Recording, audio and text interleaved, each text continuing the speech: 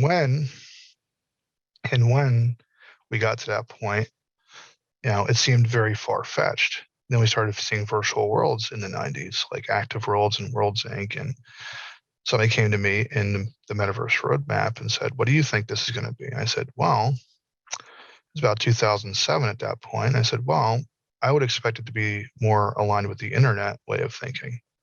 So maybe the internet and the metaverse have more in common than we think.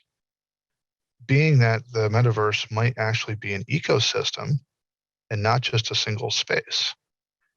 And I would expect it to be that way."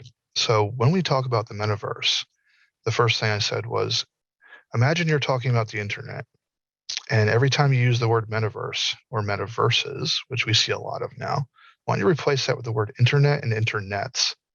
And then I said, does that sound stupid to you if somebody comes to you and says, "We're building an internet"? You're going to laugh, right? We're building a bunch of internets. We're part of a bunch of internets, and he started going, that doesn't sound right. So I said, all right, it's probably an ecosystem now, many virtual worlds and technologies that will enable it. That makes a lot more sense. And that's where we are today, where we have many virtual worlds and many different contexts. We have our virtual reality, whether you have a headset or whether in a space like we're just on your browser, WebGL. We have virtual spaces like Second Life. We have virtual spaces like Decentraland and Upland and whatever. And there's a lot of different contexts to all these things. They're all different spaces or destinations. That's the key word here, destinations within the metaverse. It's an ecosystem.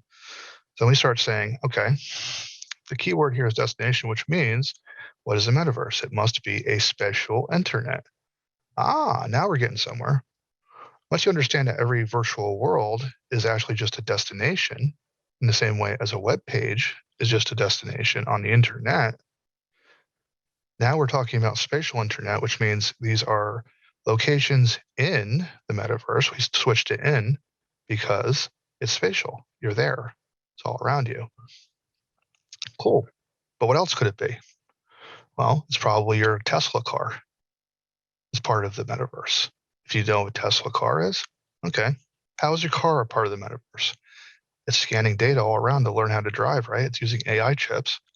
But what else is that data being used for? It has to know the city around it and drive safely, but it's scanning everything around you as you're driving. And that data is very useful to game engines, which is exactly what Tesla is working on right now, providing that data to game engine companies so you can have mirror worlds in real time on the ground. So a lot of things that you wouldn't think of that are supporting the metaverse are also part of the metaverse. Your toaster could be. We laughed in the beginning when people said internet connected toasters, and yet IoT exists. Yet we have smart fridges today, right? It used to be a joke. Now it's kind of normal. So I look at it and say, yeah, your toaster could be part of the metaverse too. My air conditioner in real life has a Wi-Fi connection. And I laughed when I bought it. I said, why does this thing need its own app and Wi-Fi connection? Because you can turn it on and off and whatever. And you can set, stuff for it and come home to it being cool now. So I went, oh, that's funny, because now my air conditioner is part of the internet in its own little way. So all these technologies that help enable this ecosystem are just as relevant as the virtual worlds that also reside. But that's not quite the metaverse yet. What's going to make the metaverse is most likely when all those things become interoperable, when they start letting you walk from one place to another, when they start letting you go seamlessly to one space to another. You have a currency that can exchange to another. And then you can take your avatar with you, your hair, your clothes, your identity, whatever objects you accumulated, your fancy new virtual car, whatever it is, you can go from one space to another and take it with you. That's when you hit the metaverse. Then you have the internet level of metaverse. That's what it means to be an ecosystem. So once we understand that, we can kind of weed out pretty quickly in this space, who's on the ball and who's actually just messing with you, who's just kind of bluffing. But more importantly, we ask, what's the metaverse like then? And it's very important to know that the metaverse is a infinitely creative space. There's a lot of permutations happening in the metaverse at all times. Things you will never dream of will still come true. things you might be afraid of, things that might make you shudder and go, oh my God, I got to get bleach for my eyes. It's no different than the internet. People do things for shock value. People do things, it goes all over the map. We found infinite creativity in memes, right? Who thought like Rick Astley was going to be, a big thing? And Rick Astley just shakes his head and goes, I can't believe I'm popular again because of this, but I'll roll with it, right? Pun intended. So we have infinite creativity. But what else does it mean? Collaboration? Absolutely. Big difference between Web 2 and Web 3, as we say. The mentality of Web 2 was we give you the information, you're a passive audience. You are a consumer. We are a producer.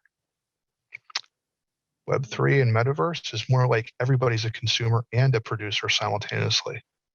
You have all the tools in your ability to learn anything you want, make video games better than Nintendo at this point.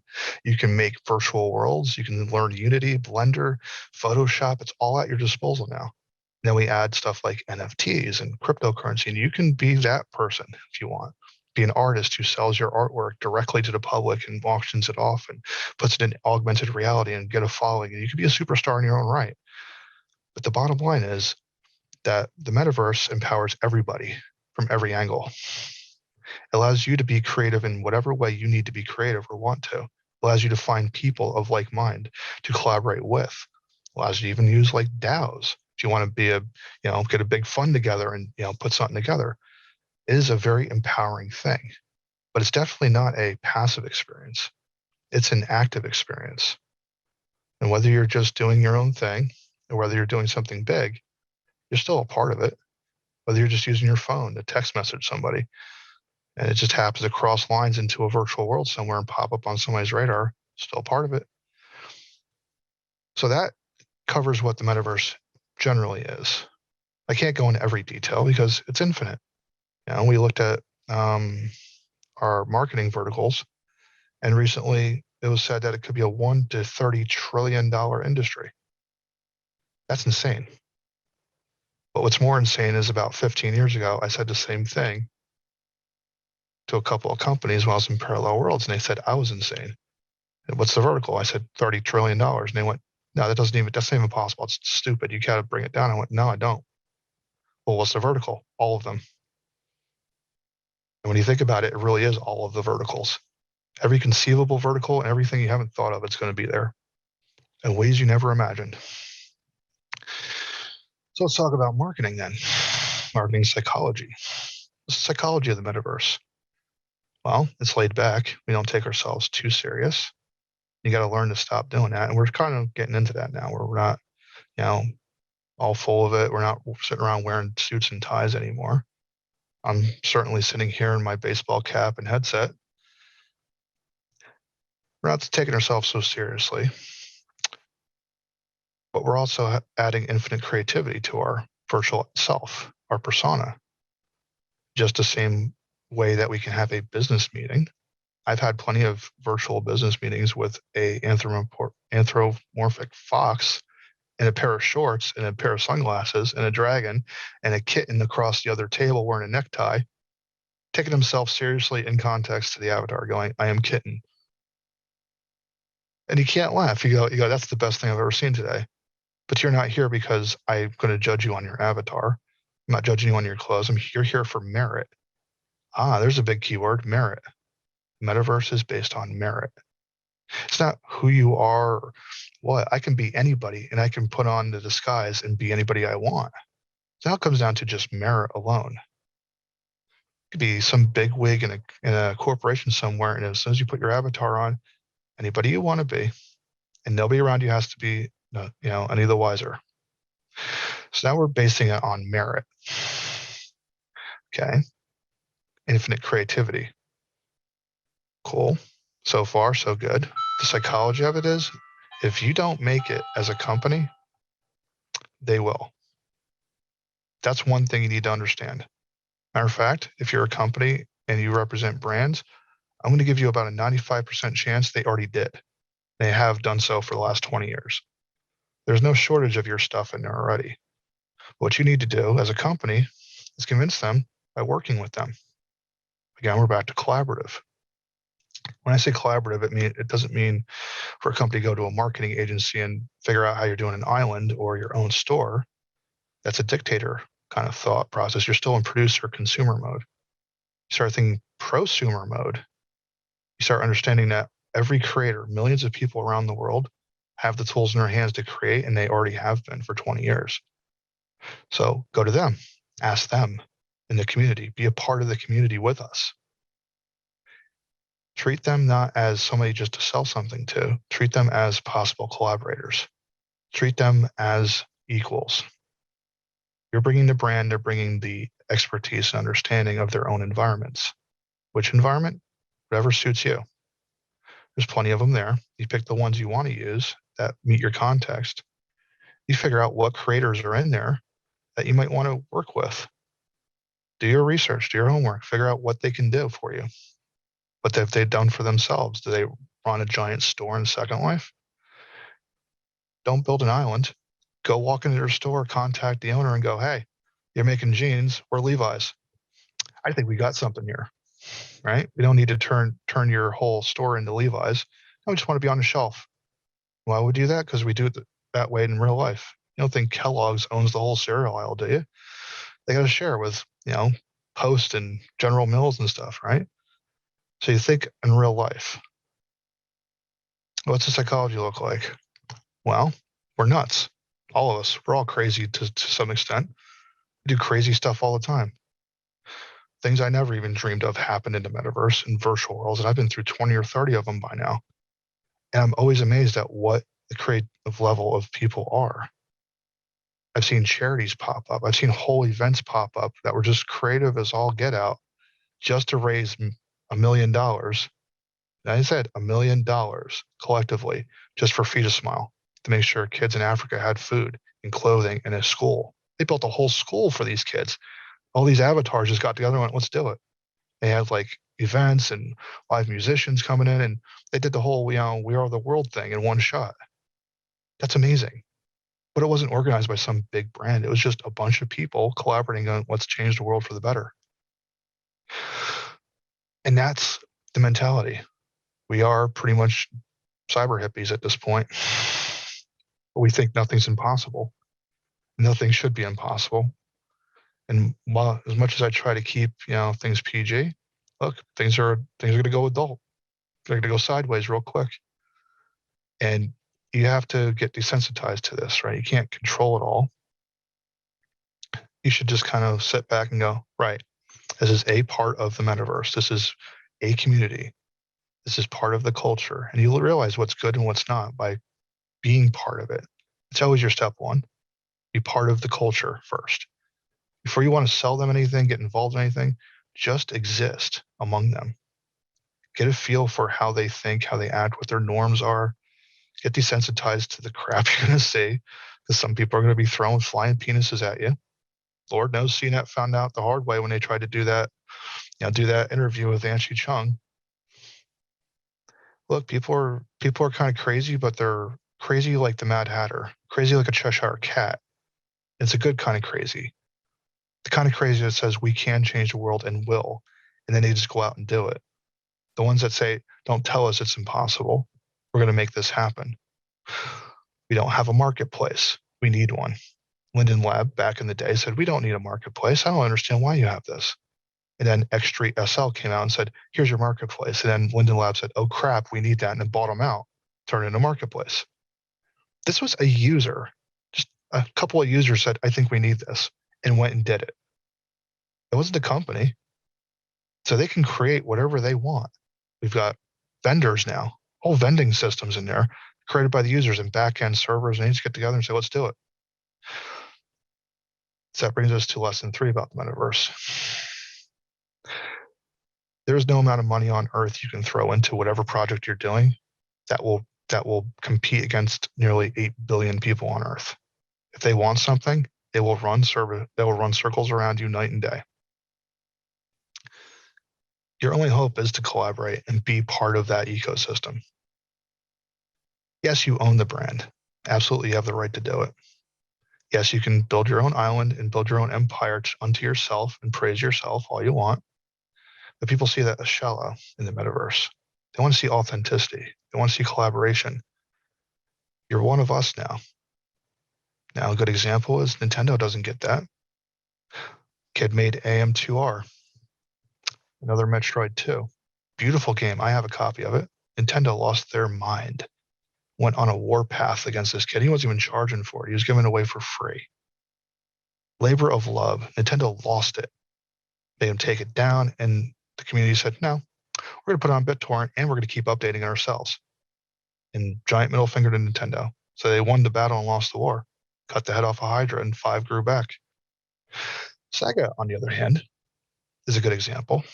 They learned from Nintendo's mistake. They went, we don't want that to happen, but we want to make a new Sonic game. And we know we've been screwing this up for years. The fan base hates us right now because we're completely destroying Sonic.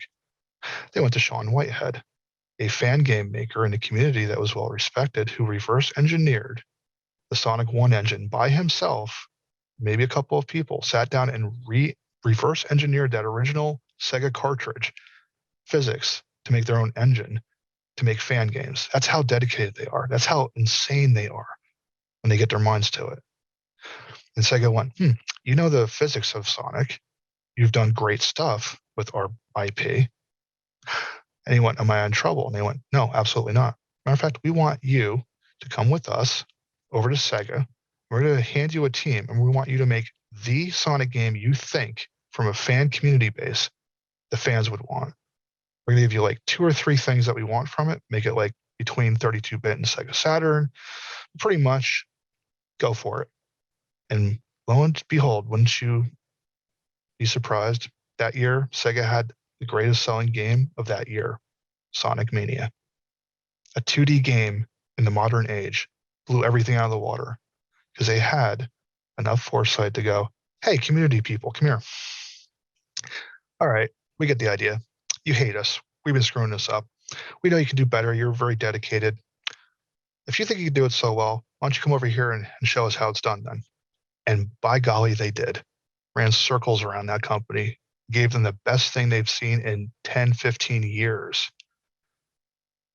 That's what the power is here. The ability to not do a Nintendo, but to understand, yeah, they may not be in the right for what they're doing. And that brings us to Viper. A while ago, I wrote a theoretical roadmap for this. Some thoughts. The future of marketing is collaboration. It's prosumer culture. So I thought about Viper, which stands for Virtual Intellectual Property Engagement and Recourse. I put engagement first. Right now we're in the recourse. Now, first step, throw a bunch of lawyers at it, shut them down, don't let them talk, do whatever, send legal notices, DMCAs, whatever. I put engagement first. You absolutely have the right, from any brand you have, to come in and shut people down, but you're cutting the heads off a Hydra. If they want it, they'll do it. What you could do is mitigate the situation by collaborating. You leverage the 7 or 8 billion people on Earth to do your bidding, make them happy. You have what they want. They have the thing that you need. People who understand the culture, immersion in it, maybe a store, maybe understanding maybe the skills to create the 3D objects or whatever the deal is, script it or bring it to life. Then you leverage them instead. Call it marketing. Engagement first. And if you see a bunch of other stuff that's knockoff, ignore it. If you've done that step, then you've made the best version of what you have. And it's only a matter of time before nobody wants the rest, and it takes care of itself. Modern problems require modern solutions. I've been doing that myself for 10 years as an experiment, just to test, see if that would work. And I've been all the way up to Linden Lab themselves, sat in front of Ebby Altberg before he passed away. We had this long discussion of why I make arcade machines. Yes, I've done every step. Yes, I've tried to talk to Namco and these companies in Universal, and nobody wants to talk to a creator. No matter how big I might be in the industry, they still don't want to reply. But here's the thing. There's hundreds and hundreds of arcade machines with intellectual property. There's hundreds of everything. Not just that, it's just everything exists already. They want it, you haven't given it to them, they're going to make it. Why? Because they have virtual houses. Your KitchenAid mixer doesn't exist yet. They went and made one. Don't ask them why they wanted the KitchenAid mixer. It's a virtual world. Maybe they're role playing. Don't ask. Just give them the stupid mixer. Give them the stupid toaster. Put your sunbeam on it. Do whatever you got to do. Mr. Coffee, bring it on. You know, these people are making real TVs work in a virtual world. They hook it up to Pluto TV and Netflix and everything else and selling their own brand like Aerosony and stuff. At no point did Sony go, why don't we just make a Sony TV or a Samsung TV or whatever? There's an opportunity there to walk into these creators and go, would you like to make this an actual brand? Don't work with us? It's very simple. You do the best you can, collaborate with people who've already there, and then literally drive everyone else out of the market. And it will happen. I have proof. 10 years ago, I made a arcade machine for a collector who was building a version of Disney's, not Disney itself, but like the walkway or whatever. And on that was Flynn's Arcade. At the time, no arcade machines really existed. They had some crap stuff. And I said, well, what's Flynn's Arcade without Tron? He said, well, it doesn't exist. And I built it right in front of him with what I had. And said, here you go, kid. Yeah, there's a Tron machine. He goes, does it work? I went, yeah, of course it works. Play it right now. And he just sat there for an hour just staring at it going, I can't believe you could have created that so quick. And it looks almost real. I went, okay. Everyone went, can you do this? Can you do that? And I went, I'd rather not. And I made 15, 20 of them. And I numbered them all and sold them all for charity and then donated every last dime of it back to Feed a Smile. It was nuts. People were paying 15, 20,000 L, which is like nearly $100 each. And no matter how much I raised the price, they were going to pay it. I said, I'm going to give it all to charity. I don't want the money. It wasn't about the money. And years later, I said, I think there's an experiment here, psychology. Let's start making arcade machines. Let's make the best ones because I see a lot of crap. I wonder if I made the best version that was actually representative of the real product, high quality, actually worked to the best of the system, would it drive everybody out of business? 10 years later, the answer is absolutely it did. People were trashing their arcade machines to get to mine. They'd buy my mega pack, all 40, for what was probably a pittance, and immediately take everyone they had from everywhere else and just throw them in the trash and delete them. I was clearing out arcades, clearing out venues, clearing out clubs. Even strip clubs had them, for God's sake. Bowling alleys. They were just clearing them out and trashing them and just replacing them with mine. And now today, they're just there. People, and it sold itself. People go, where'd you get that? That's awesome. It's amazing. And it just sells itself. I do no advertising. I refuse to.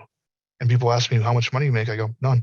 I just put it right back into the store, back to R&D, whatever it costs me to make the stuff. I'm not here for the money.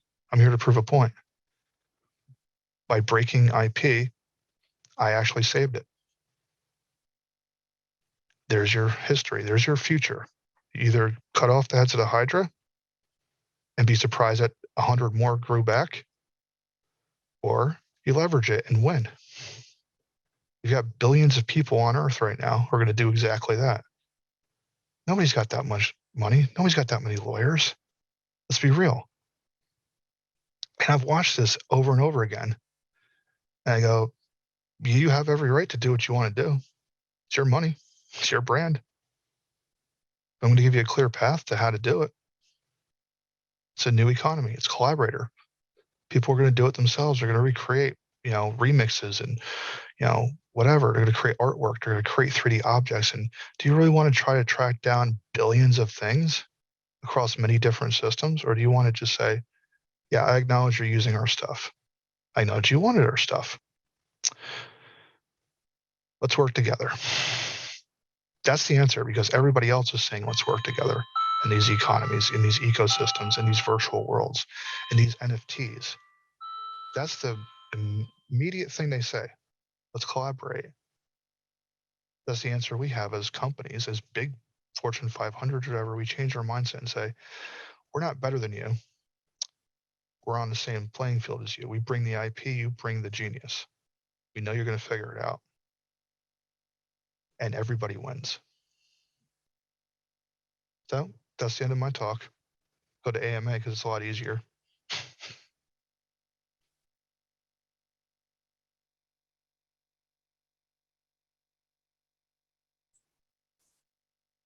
Awesome. Thank you. I really love like the positive and almost unstoppable nature of what the metaverse can become, and I think will become. And really it's just about figuring out how can you take part and not just out like how do I put the brakes on as much as I can and they get run over, right? Like I see it very much like streaming music in the record companies where it was just whack-a-mole, and eventually like they figured out like how to make money with streaming music, and it was actually a better model in many ways for customers, and people were happier when you can give them what they want versus trying to kind of take it away and force them into like archaic models. So very, very excited about that. I mean, certainly open to the audience for questions. I have one question I've always been thinking about. Like you mentioned also kind of Second Life and a lot of stuff that they did and interactions with brands. And I was just curious, like, what's different now? Like, what's different kind of technology or people's behavior? Or like, why is it a better time for things to take off now? And what's kind of being done differently? You good? Just waiting for the end of the question there. So what's different? Well, unfortunately, every time you see an article in media nowadays and it references Second Life, they always grab the same picture from 2007 and it looks horrible. My avatar on Twitter is directly from Second Life. If you look at my picture, that's taken without any Photoshop, nothing. It's a direct picture, and that's how good it's gotten since. It's gotten way better. If you have a graphics card, I run an RTX, and I have depth of field turned on. I have shadows on, everything. It's gorgeous in there if you go to the right places. So yeah, we can hit photorealistic if we really wanted to. So there's that. What's changed about brands? Nothing. We haven't gotten to that point. Unfortunately, every time I hear somebody say we're going into a virtual world, it's always like Nike made a big store that's all Nike and NFTs, and I go, all Nike all the time. And Nike, and the irony is that in real life, you go to a shoe store like Foot Locker or something, and it just happens to have Nikes and Adidas and Reebok on the same shelf, right? And here we are in the metaverse doing the exact opposite, and it perplexes me to no end. I go, you already have the business model of the metaverse. You've been doing it all along. You've been walking into stores and saying, I want to, distribute this stuff, right? You're making those distributorships, those deals. We already have it. It's been there. We live this stuff. I'm sitting around a Starbucks cup from Dublin, Ireland. All right. I'm sitting around stuff all the time. I'm looking around and I'm wearing a Hurley hat. You think Hurley would love to sell hats through a hat maker, a creator in there? Do you think, all these items, we're surrounded by brands in real life, and everybody's banging their head off the wall in the metaverse going, how do we get in? How do we do it? How do we do it? And I go, you've got how many years, like decades worth of experience in this, and they don't even realize it. It's just about acknowledging that the creators are also, the consumers at the same time and working with them. You've got nearly infinite power at your disposal. You've got a workforce the size of the planet Earth at your disposal, and they're way more dedicated and hell-bent on getting it done and not even asking you for money. They'll just do it, and they'll say, absolutely, I'll do this. I'll make the best thing ever, because they're passionate about it. Like, you just saved on the cost of creation, cost of marketing it, everything. The space alone, no space for you, no, nothing. Just here, all I got to do is walk and say, yeah, hi, we'd like to work with you. You've got a shelf. Okay, I'll do all the work for you. And I'll give you some of the money too. Now you got marketing that pays you instead, that people come looking for instead, that wear that stuff for the next year or two. That's got to be better than that, trying to beat the 5-second skip ad button on YouTube, trying to be audacious, trying to be as crazy as possible to get attention for 5 seconds, 15 seconds. No, now you have years. Your ROI is measured in years now by doing that. Instead of paying for the advertising, they're coming to you and paying you for it. So it's now revenue generating advertising. This is absolutely absurd and obscene to think about in the metaverse. And it's as simple as flipping the script and saying, why don't we just work with them? Everybody wins. Awesome, for sure.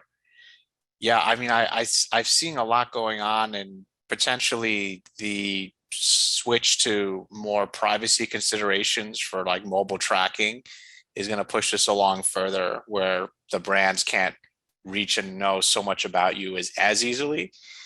And being able to tap into like an existing community is going to be a much stronger proposition. So certainly people that have connections and networks and have a place of interest in the metaverse, whether it's a storefront or even just a Discord channel of people that chat together and then go hang out somewhere. So definitely seeing this coming together. I'm open to any other questions if you want to raise your hand. I can see all. Go ahead, Michael. So, quick question. Can you hear me okay, first of all? Okay. Yep. So the question is, so you talked a lot about like crowdfunding to be able to build really fast in collaboration.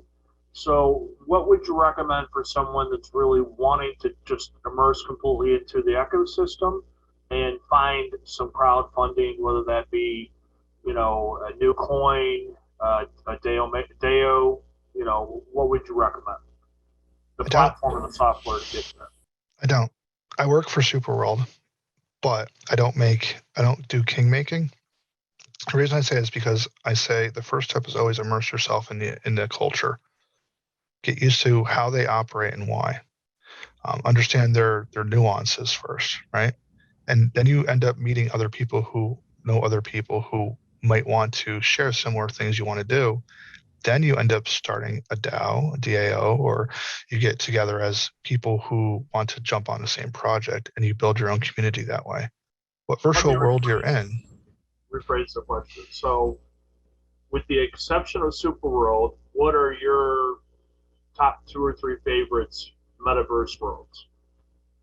Oh, me? Personally, I love Second Life. It's a great petri dish. They might have 30 to 70,000 people, and it may not be millions, but it's a great place to learn the culture, get an idea of how to build. They have free building classes run by the citizens to teach you how to build and create and use Blender and all the tools you're ever going to need for the metaverse at all.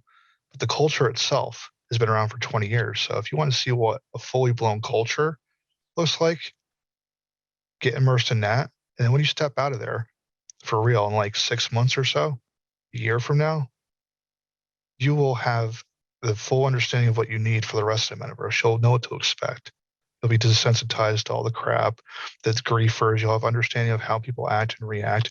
You'll have no problem with like furries or anime girls running around. It won't phase you anymore, right? But you'll get the idea of like the collaborative community. You get the idea of how the culture works. And when you walk into another virtual world for any project you're doing, it won't be as bad. You would have had just enough of an experience there. So I still am in Second Life. And before that, I would say, before SL existed, I was in Active Worlds for a long time. Enough to really piss off Active Worlds themselves because I was pushing their system beyond what they could do. So I kind of outgrew them, moved to Second Life and tried pushing the limits there. I don't have any other virtual worlds I go to unless you want to count Minecraft. And I count Minecraft too because I love Minecraft. I throw my shaders on, Sonic Ether's unbelievable shaders, and go exploring. All these things. Is there a PG version of Second Life or something similar? Does that exist? No. Yes. You could just turn off your adult settings, and you'll never see the Sims that are adult rated. Oh, okay, gotcha. Yeah, if you don't want to be tripping through BDSM dungeons and whatever, turn off your adult settings. You can, it depends on how wide of a net you're casting when you're walking around. Most things are moderate, PG. A lot of places have the A rating. Just turn off the A rating and you should be fine. And the culture itself goes from actual church. And yes, I have a Bible on my little store that I give away for free that I made. And it's a real Bible. If you look at that for church every Sunday, I watch it. I watch the sales figures. It's for free. Just watch those receipts roll in. End of the week, people are getting ready for church. They take their Bible and they go to church, and they have a telecast in there, live streaming. Everybody sits their avatars down, attend church. So whatever you want in the metaverse is whatever you look for is whatever you're gonna find, more or less. So the experience in the metaverse is also about what you go looking for. If you go looking for some weird stuff, the metaverse will deliver the weird stuff. It'll shrug and say, okay, but here you go. If you're looking for normal stuff, it'll say, oh, and here's your KitchenAid, and here's your toaster, whatever. So the experience is whatever you're going to make of it. Got a question for Anton, just trying to understand a bit better the roles and interactions. Like the metaverse right now is companies running servers. It's not kind of all on-chain, decentralized, magically runs. Like there's actually investment and money. So what is the interaction model between creators and then the companies that actually run the world? That's an interesting question. The answer would probably be depends on who's running the place. If you go to Meta, it's homogenized. Yeah, they don't even give you anything below the waist, so you don't even get your legs. If you go to like Second Life, it's very close relationship with creators. They work with them and collaborate with them. They've learned over the years to do that, so some amazing things have happened. If you go to another one like Decentraland, it all depends on where you're at and what the rules are. It could be a homogenized experience. It could be a collaborator friendly. It could be a video game where they say, we're going to create the whole experience. You're just here to walk around or, get passively fed the experience. It really depends on where you're at and what system you're dealing with. They all have their rules. It's like going to another country. Everybody's got their own laws. Everybody's got their own, expectations and culture. So you learn that real quick that, in the bigger picture, the reason I tell people go play in Second Life, and I mean spend like more than a couple hours, go spend 6 months, then come out. Why? It's not the whole metaverse, but it's a really good idea. You walk out of there, you have a really good idea of what's going to take to do the rest of the metaverse, no matter what context, AR, VR, MR, whether it's technology. Understanding that mentality right there across the board is going to get you a lot farther. And that's all you really need to know. Like where you go from there is going to depend on what platform you want to work with. Everybody has their own individual platforms. They all do things differently. They all offer something different. So pick the one that meets your needs the best. Now, in my case, I don't specifically tell people to use SuperRole. I say, if it's going to meet your needs, by all means, doors open. I'm going to try to help you, right? If somebody else is going to meet your needs and we're not able to do it, or maybe it'll be later or whatever, I understand the metaverse isn't one company going to do it all. That's the beauty of it. We're all going to work together. If you deal with NFTs, great. Pick an NFT level company. You got that phrase, in the NFT space. We're all going to make it together because we're all collaborative. That's the biggest thing. So just figure out what's working for you, or do your research and homework and find out the cultures of these spaces and go from there and see if it serves the needs.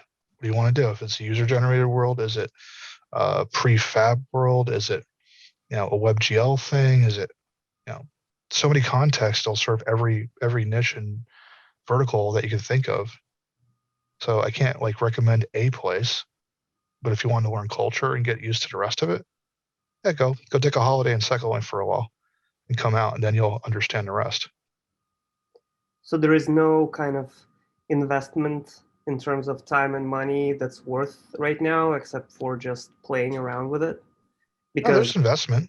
There's plenty of investment. There's so many different places around, right, that are all not connected. And so one place will not respect, the things that you might acquire in another place because there is no protocols that they communicate with each other. Right. Nothing is universal right now. And that's okay. We're in that AOL Prodigy CompuServe phase of the metaverse. We're used to those walled gardens right now, but we know where it's going inevitably. I don't give it financial advice. And even if I did, I still wouldn't give it to you because it really does depend on what you want to do. Are you into collecting stuff? Do you want Disney stuff? Go talk to Vivo. VV coin. And if you want to do this coin, that coin, it's up to you. You're the one doing the homework. You're the financial investor here. You're the one who wants to dictate your own relationship with the thing. You know why you want to do it. Do you want to build stuff? Do you want to flip stuff? Do you want to collect stuff? Do you want to own land? Do you want to do AR? Do you want to create a project? Do you want to do like an opera house with music? Only you know that. So who am I to tell you what to do with your dream other than there's opportunity to execute on it? It doesn't really matter what one you pick as long as it serves your needs. Worry about the bigger picture later. It'll get here. We're all working on it together. We're all trying to get there together. We're pushing billions of dollars into the industry trying to get this stuff together. So pick the platform that works for you and serves what you want to do, and do your homework on it. Make sure it's not like going to collapse tomorrow, and run with it. Have fun.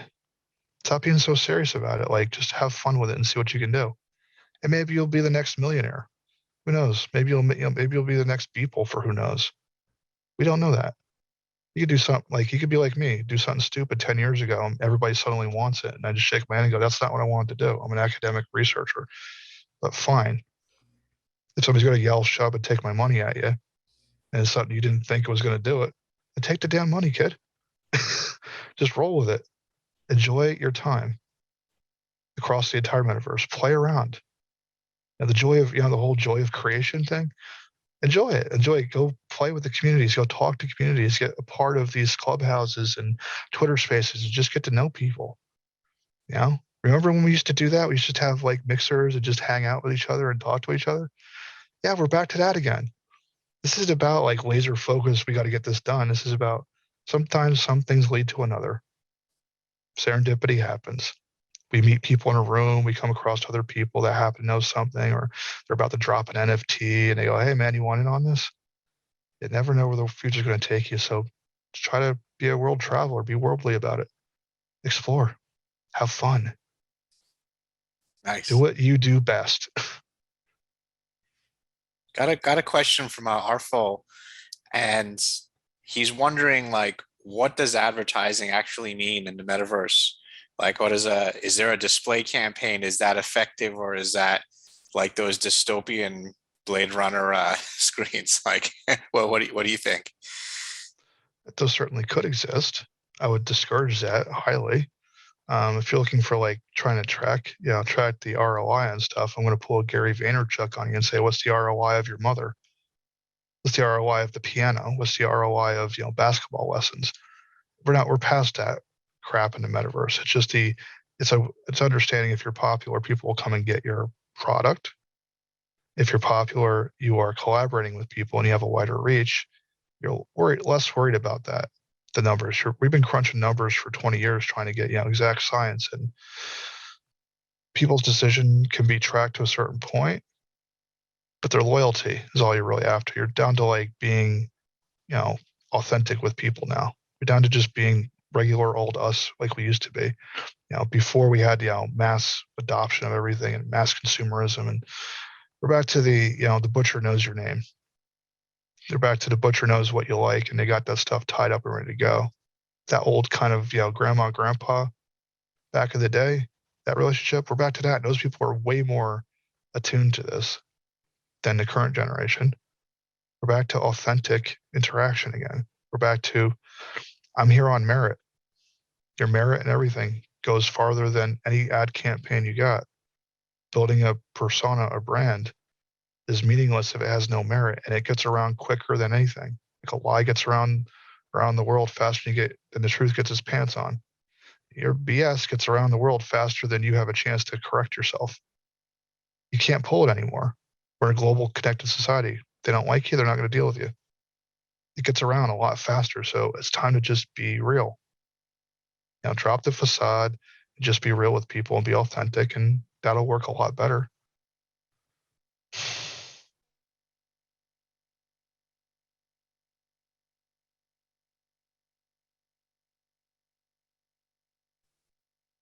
Anybody else?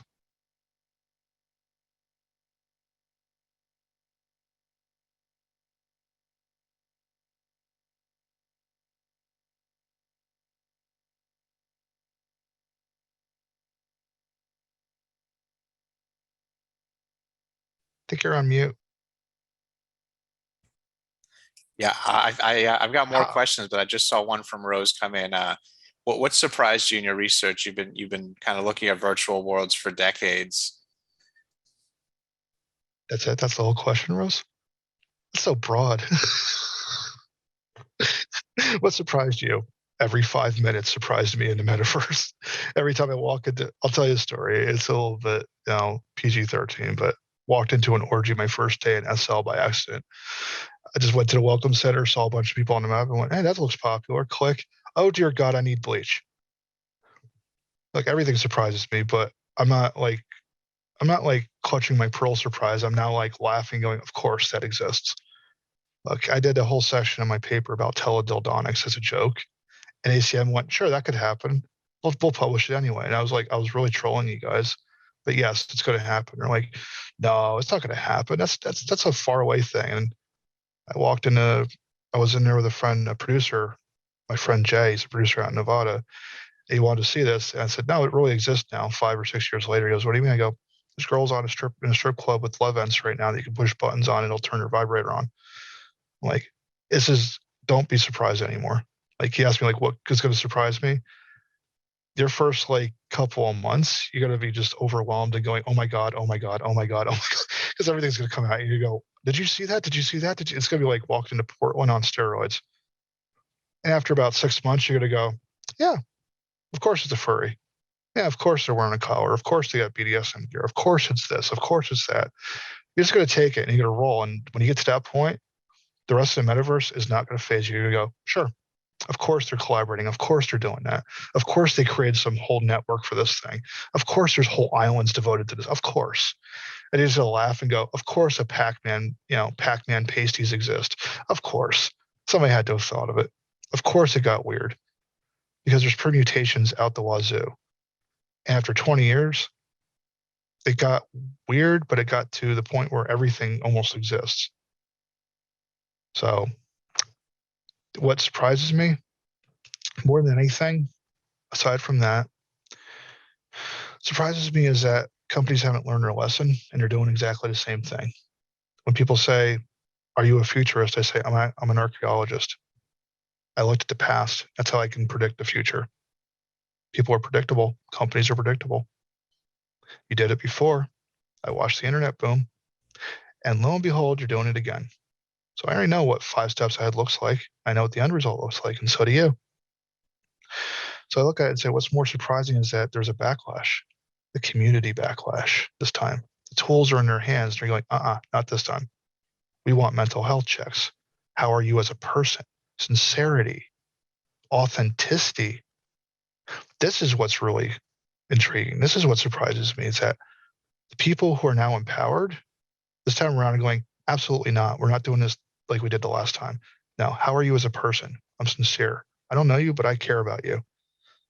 Did you eat today? Did you hydrated? How you feeling? For real. We're not just telling you this to blow smoke up your butt. For real." Whole rooms are popping up on Clubhouse, mental health check. How y'all doing today? You've drop the facade. How you doing? I do the same thing. I walk in, I go, "Man, I'm feeling like crap today. I went through this, went through that." And they go, "Yeah, we feel you." So we had a guy who was blind, legally blind yesterday, telling us his story about how he was in the darkest place of his life for the last 5 years. And then so we got him into NFTs and artwork and virtual reality. He got a headset and he realized his eyesight was actually improving.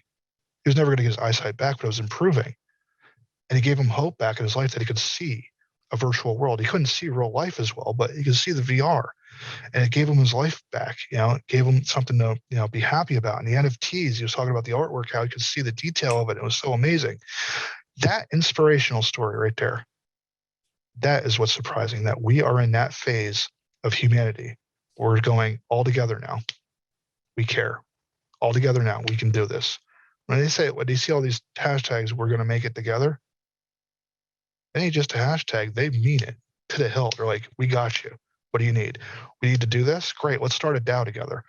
We think it's all important. Let's get people together. I know people over here. This guy is interested in this, and this lady's over interested in this and this." And it gets right into this big mashup of like, let's rock.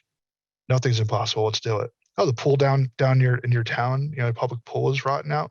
Let's start a DAO. Let's rebuild it. They don't want to do it. Let's do it. And they do. And they just go, hey, look, it's great now. Like, hey, yeah, we got a problem. Let's get on it.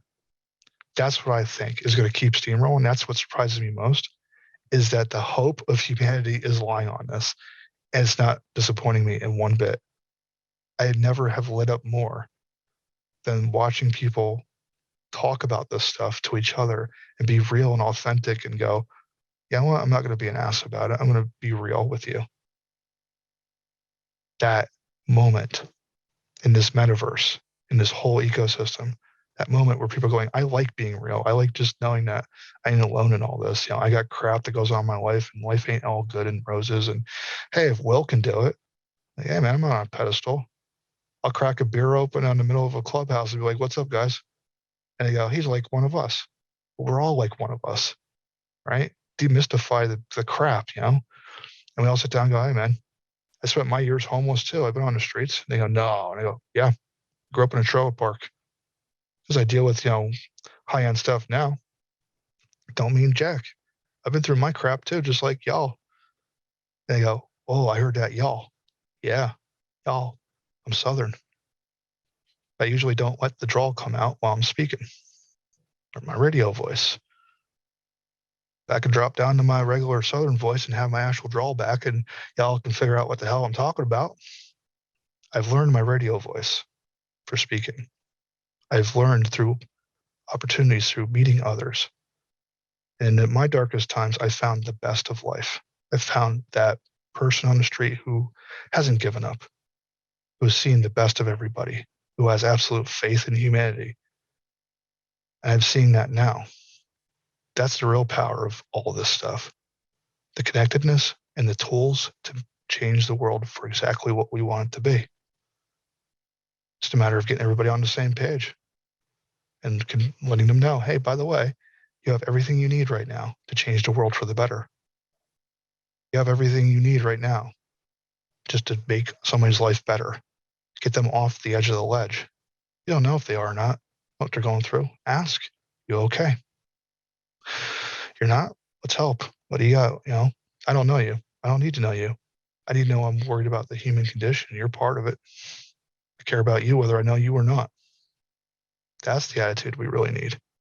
And I'm seeing that. That's what surprises me most, the shift in attitude. And that's what makes me happy. That's awesome. Well, that's super inspiring. I almost have a very odd segue to make, but one of the members asked, "What's the role for AI?" Like you just finished going through this very human human description of things, but like how can AI actually help people in the metaverse and just really keep things in a positive manner moving forward? That's a good question. We talk about that a lot in Clubhouse and spaces between me and Zen. Talk about embodied AI with folks who use Replica, about how they pull it into VR and having AI assistance, right? The sky's the limit. You know, if we can acknowledge today that an AI just wants to make you happy, whether it's advertising to you or not, it's just trying to figure out what you want, right? It's not really doing bad or good things. It's just trying to figure you out and figure out what you want and try to give it to you. So a general AI might want to do the same thing. It might know that you suffer from migraines and you're connected to the Alexa in your house, your lights are connected. It might know from your watch that you're having a bad day and your blood pressure's up and you're likely having a migraine. And before you even get to the house, it's already dimmed the lights in your house for you. It already knows you don't want to, you know, you're not up for making dinner tonight, but it knows what you like already and goes, would you like me to order dinner? I can have it door dashed. This is the future. Then AI is going to care about you.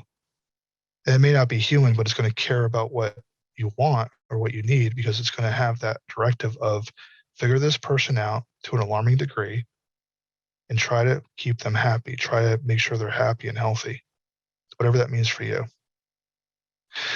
Embodied AI, one thing, it's an assistant. You can teach your kids anything they want to know. Future of AR, you know everything about anything on command. Look at a bird, ask it what kind of bird it is, and it'll tell you. Ask it whatever you want, and it'll say, oh, cool. Got a pair of glasses on in the next 5 years? Look at any language and you automatically can read it because it'll translate it for you. in real time. You'll just see it going across. No language will be a barrier. Every language in the world is now open. The world's now open. Math problems, you already got photo math on your phone. Imagine that in real life on your glasses. Any math problem you look at, it magically just goes bloop.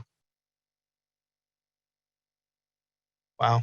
Access to not just the information, but the immersiveness of the information.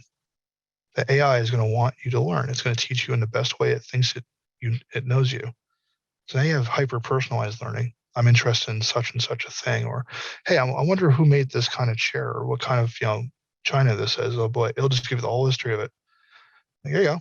There's an interesting history about the thing you're looking at, or here's the thing you're looking at, or here's interesting about this. And our kids are going to just totally learn everything in their own way. A lot smarter than we think they are. When we're kids, they told us, don't use a calculator. They're never going to have a calculator in real life. We're sitting around with a phone that does almost everything now. You got to learn a Dewey Decimal System. God, that's useless knowledge in my head now. I still know it, but if the books come to me now on my phone, I don't have to go trolling through the library looking for it. Card catalog is a computer, and in the future, it's going to be just all immersive. AI is going to learn all that stuff. It's going to learn all about you. And you have two choices. Either you kind of go, fair enough, and worry less about the privacy aspects. I know it sounds crazy, but we've given up a lot over these years anyway for privacy, or what the computers know about us in big data. The minute it becomes convenient and makes your life easier, you probably would. Or you can be like me and live in a cabin somewhere. Just be off grid. Either way, society's going that way. It's going to be a smart society that's connected to everything. It's going to be walk in the store, grab what you want, walk out. And the computer already knows who you are. The phone already does that now. Go to an Amazon Go store. AI already knows it. Say, oh, I see your phone. Bob must be there. His account is this. They picked up an apple off the shelf, charge it to the account. You walk out the door, it just settles the bill and sends you the receipt. That's the future, like that super convenient future. I don't need to own a car anymore. AI already knows what your routine is. Just order an Uber. Now Uber's a Tesla and self-driving. Car's already waiting for you in the driveway when you wake up. The AI's already got the coffee pot going in the morning. Morning. My phone does it now. I set the alarm. It automatically starts reading the news. After the alarm goes off, good morning. Here's the weather. Here's what's interesting to you on the news. Here's this, here's that. It goes through a morning routine. By the way, your schedule is this today. Just take that to the nth degree and have a personal assistant. Virtual personal assistant. That is tailored to you and learning your habits every minute of the day and trying to cater to you.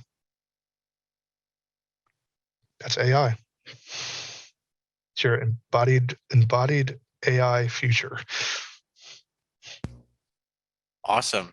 Yeah, I mean, there's a lot to want to like there, and an interesting interplay between what is kind of your own personal AI and data sharing versus edge computing and the whole someone else's AI and data running kind of offsite.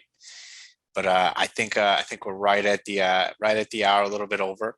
So wanted to thank you so much, Will, and definitely really thought-provoking. And I love the optimism. Like things are going to get weird sometimes, but there's also going to be a lot of good surprises that come with that. So thank you so much. And I think things are going to get normal sometimes, not the other way around. Yeah, yeah. Thank you, and we'll sign off, and hopefully we'll have some more events together, and definitely want to keep this Metaverse group going for all our members. Thanks, everyone. Have a good night. Been a pleasure. Thanks for having me. Absolutely. Bye.